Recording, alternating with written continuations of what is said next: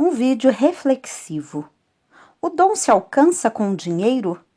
Este assunto foi publicado no jornal Mensageiro da Paz, edição de 1976. Para quem não me conhece, eu sou a Silvana do canal Diário Pentecostal, especialista em História e Teologia do Protestantismo no Brasil.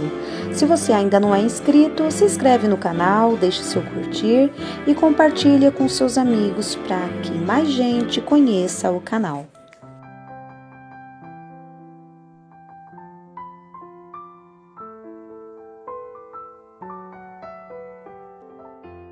Mas disse-lhe Pedro: o teu dinheiro seja contigo para perdição, pois cuidaste que o dom de Deus se alcança com dinheiro. Atos 8:20. Em todo despertamento espiritual surgem problemas. Assim foi nos dias dos apóstolos, assim continua sendo ainda hoje. No texto acima, vemos o apóstolo Pedro diante de um crente cujo coração não estava reto diante do Senhor, que desejava receber a bênção em troca de dinheiro. Pedro cortou imediatamente este mal pela raiz, dizendo que isto era um laço de iniquidade.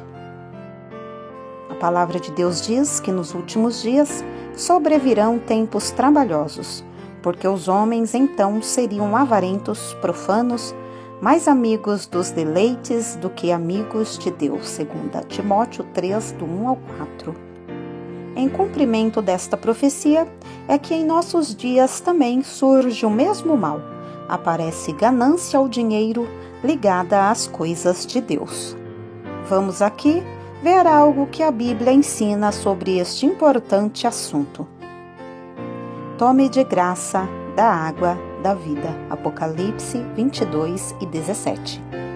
Toda a Bíblia é um convite de Deus para o mundo inteiro vir a Jesus, a fim de que receba de graça a salvação. Vinde às águas, vinde sem dinheiro, sem preço. Isaías 55:1. A Bíblia finda com um convite. Vem e tome de graça da água da vida. Nenhum dinheiro no mundo poderia jamais resgatar a nossa alma. Salmo 49, do 6 ao 9. Nenhum ouro nem prata tinha este poder. 1 Pedro 1, 18 e 19. Isto fez Jesus quando se fez maldição por nós, Gálatas 13:13, e deu a sua vida em resgate de muitos, Mateus 20:28. Por isto, somos justificados gratuitamente, Romanos 3:24. Glórias a Jesus. Mas não é somente a salvação que se recebe de graça, não. Tudo o que acompanha a salvação, Hebreus 6:9, isto é, todas as bênçãos em Cristo Jesus, Efésios 1:3, seja para a nossa alma, espírito ou corpo, seja o batismo com o Espírito Santo, cura para os nossos corpos, etc. Tudo é dado gratuitamente. 1 Coríntios 2:12. Aleluia! Digno é o obreiro do seu salário. Lucas 10:7. No programa dos cultos evangélicos, aparece sempre uma oportunidade para os crentes contribuírem para as despesas da igreja com seus dízimos e as suas ofertas. Nisto não existe nenhuma contradição ao que acabamos de afirmar acima, que tudo é de graça. Aqui se trata de uma coisa diferente. Crente nenhum pensa em pagar as bênçãos recebidas, mas receberam pela sua experiência de salvação uma forte vontade de voluntariamente participar das despesas da igreja na evangelização. Lemos na segunda carta aos Coríntios 8, de 1 a 5, a respeito dos crentes da Macedônia que, com muitos rogos, pediram a comunicação do serviço de contribuição. O ensino da Bíblia a respeito do dízimo, Malaquias 13:10, Mateus 23:23, é para os crentes uma fonte de ricas bênçãos.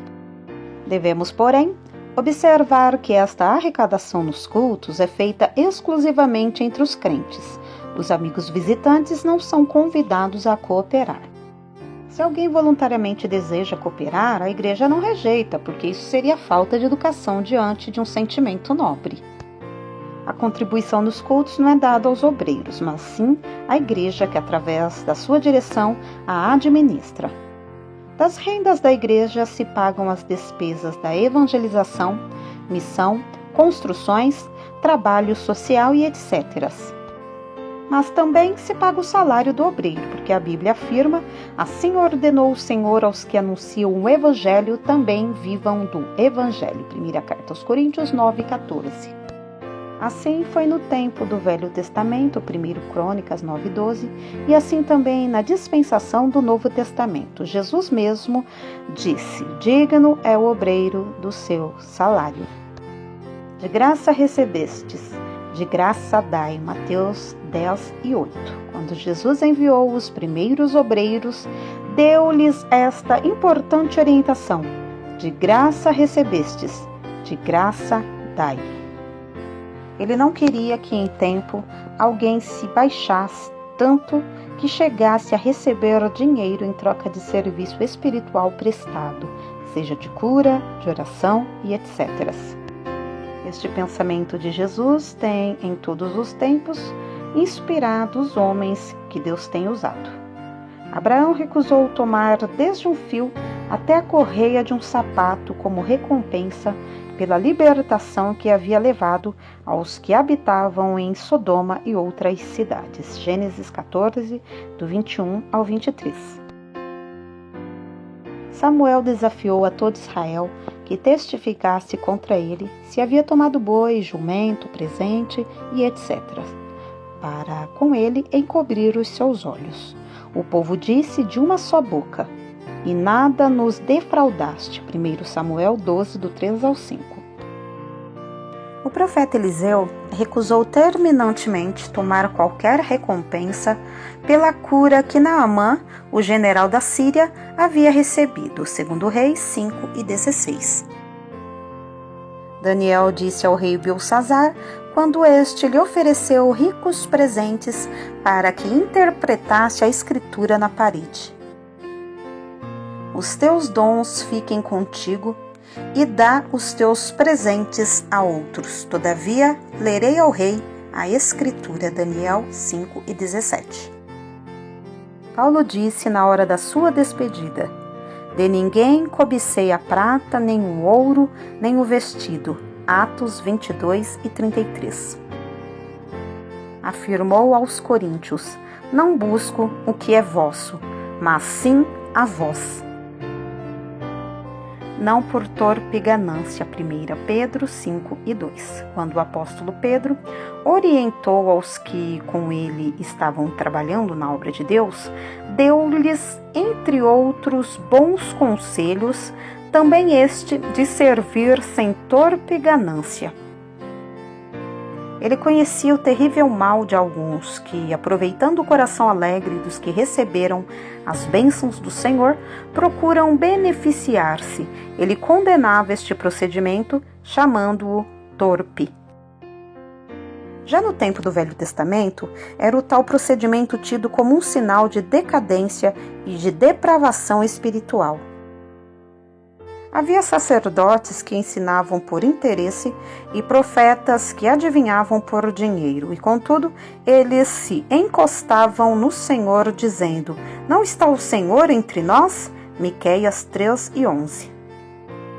A avareza entre os sacerdotes e profetas era como consequência da leviandade. Jeremias 6:13 e 14.